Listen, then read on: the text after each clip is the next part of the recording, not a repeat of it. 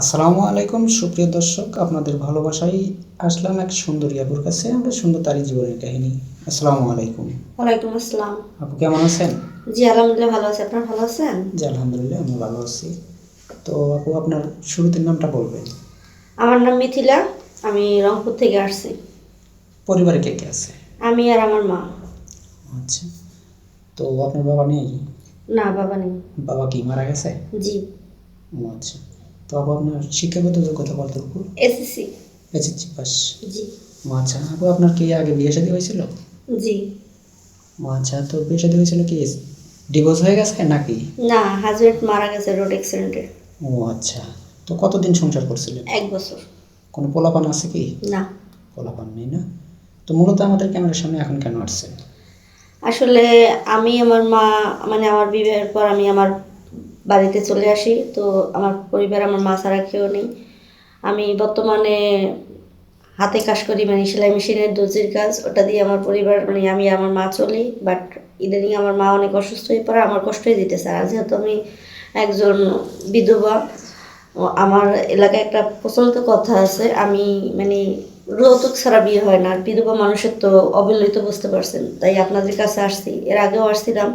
তো এখন পর্যন্ত আমি আসলে একজন সারা ভালো মানুষের সন্ধান পাইনি। ও আচ্ছা। তো আপু, আপনার বয়সটা কত চলে? 27। 27 বছর। ও আচ্ছা। তো আপু, আপনি তাহলে কেমন বয়সী লাইফ পার্টনার হিসেবে চাচ্ছেন? আসলে বয়সটা ম্যাটার করে না, যেহেতু আমি একবার সংসার করছি।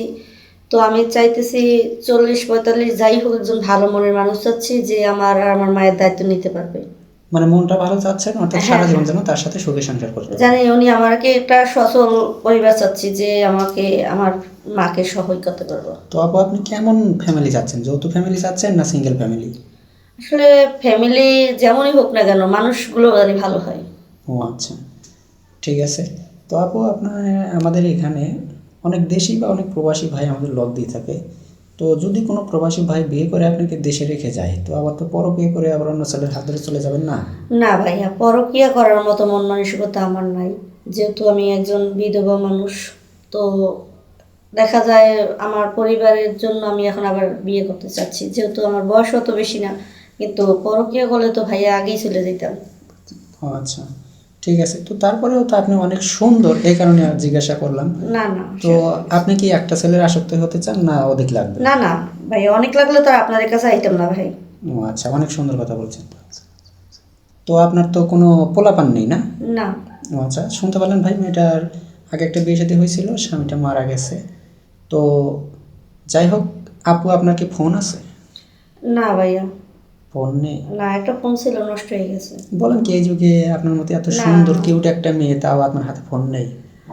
মানুষের অভাব যখন আসে তখন অনেক কিছুই হয়, কিন্তু হয়তো বিশ্বাস হবে না। ও আচ্ছা, তো অনেক সুন্দর কথা বলছেন। তো ভাই, মেয়েটার কোনো নাম্বার নেই বা কোনো ফোন নেই।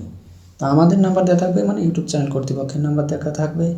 ইমো হোয়াটসঅ্যাপ আছে, কেউ অযথা ভিডিও কল দেবেন না। ভালো থাকবেন, সুস্থ থাকবেন, এই বলে শেষ করছি। আল্লাহ হাফেজ।